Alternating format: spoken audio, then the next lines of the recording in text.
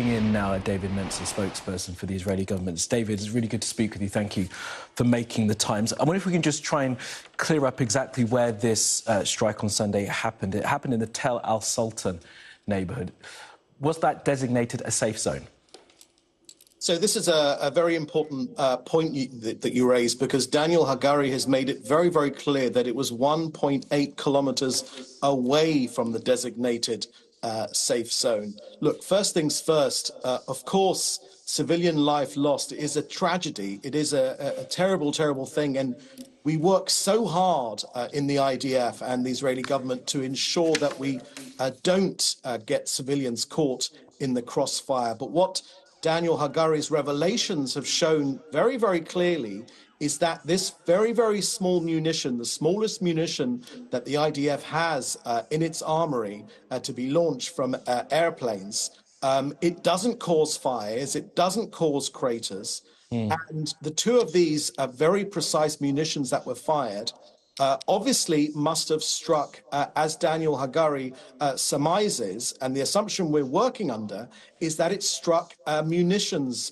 dump, a Hamas munitions dump that we did not know was there, because we took every single care to make sure that there weren't civilians in the area.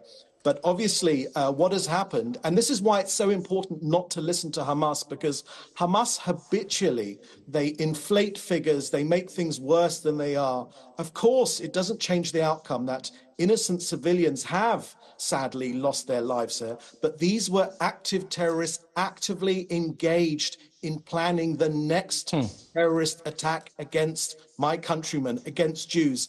Don't forget this, the same unit that killed Lucy D and her two daughters just a year ago in the Jordan Valley, the very same unit that killed Brits, not only Israelis, but Brits as well. OK, so it was a targeted strike on those individuals, but it happened in an area where people had fled to. And doesn't this then speak to the fact that the ICJ just last week said that the offensive on Rafah must stop? Because despite the precision of the munitions and despite the small yield of these bombs, if there are tents right next to where Hamas fighters are, you're going to end up killing civilians.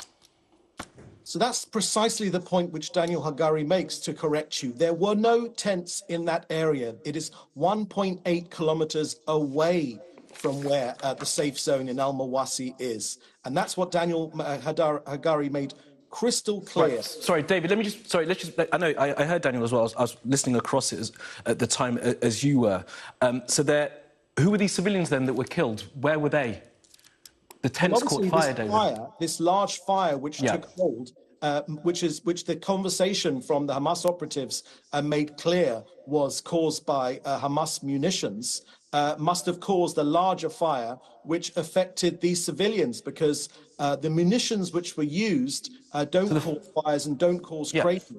So the fire may have spread 1.8 kilometres, is that what you're saying, to the safe zone? Because the fire was right next to this. This is a very, very important point, and I'm pleased you've given me the opportunity to make it clear. This was not the safe zone. This was outside the safe zone.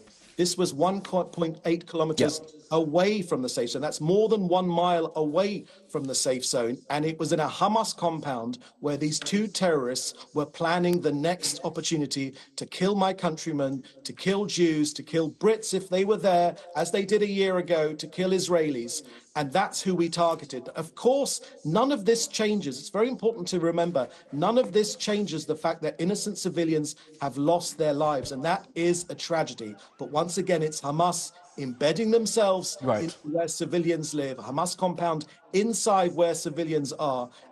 Unfortunately, this tragic strike, it got those two terrorists, but sadly, ordinary Gazans have lost their lives as well, which absolutely. And people continue to lose their lives as well, David. And I just want to press you on this a little bit further, if you'll allow me to. This speaks exactly to the argument that there can be no way of conducting these kind of strikes without resulting in civilian casualties. I mean, what is an acceptable level for the Israelis of civilians killed in these strikes against Hamas fighters? As you point out, and as we all know, Hamas is embedded within the population there. So how are you meant to eradicate them as you want to without killing civilians? So the point, which is the most important point here, is Hamas, as you say, does embed themselves in amongst civilians, but that cannot be their get out of jail card, because every terrorist organization throughout the world, not just here in Israel, will simply make the calculation that we can do our terrorist atrocities and then go back to civilian areas and we will be safe. Israel has done everything in its power. Again, these revelations, it points to the fact that we should not listen to what Hamas say. Almost everything they've said about this terrible incident has been false. And David, we're not going to listen to what Hamas say, but let's listen to what Gadi Eisenkot says, who's a member of the War Cabinet, who speaks directly to this point of what's happening in Rafah right now. Just a couple of days ago, Gadi Eisenkot said that there should be a pause in the fighting in Rafah so we can get our civilians out. He's on the War Council. He's there, has the ear of Benjamin Netanyahu.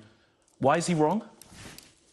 Look, we have a vibrant democracy here and everyone is free to express their opinion, unlike in Hamas or in Gaza, where if you express your opinion against Hamas, you get a bullet in the back of the head, unfortunately. Everyone's got the opportunity to express their opinion, but the Israeli people, to a very high degree, 80%, are determined to destroy this terrorist organization and to get our hostages back. Experience told us that the two things needed to bring hostages home, as they were in November, we brought 123 home, is harsh military pressure against Hamas and those negotiations. And if I may, David, look, at what cost, OK? Because there are hundreds of hostages, over 100 hostages still there. This war has been going on now for 8 months. You know you're losing the support of some allies as well. The ICJ have told you to stop the operations. And we're hearing as well there's fighting back in Jabalia, where we thought that the conflict had ended because the IDF had taken control of that area. Isn't everything you're telling me now telling us that the military component of this is not working and there needs to be something else? There needs to be a diplomatic end to this war. Look, once again, this wasn't a conflict which we started or that we wanted or that we wish to continue, but we have no choice here in Israel. This tiny country is being bombarded by terrorism left, right and center, north, south, east and west. We have to destroy these terrorists. We can't send them an email and ask them to sit round the table, because if we did ask them to sit round the table, they would simply say to us, as they do quite openly, we wish to kill all Jews. So I'm not exactly sure where the room for negotiation is there exactly. We're not going to leave Hamas standing in Gaza after this war. We're going to ensure that Gaza is free from Hamas, not only for Israelis, but for Gazans as well. We want to get back to peace. We want to get back to coexistence. You know, we know how to make peace in Israel because we've done it with Egypt, with Jordan, with other countries in the Abraham Accords, with the UAE, with Sudan, with Morocco.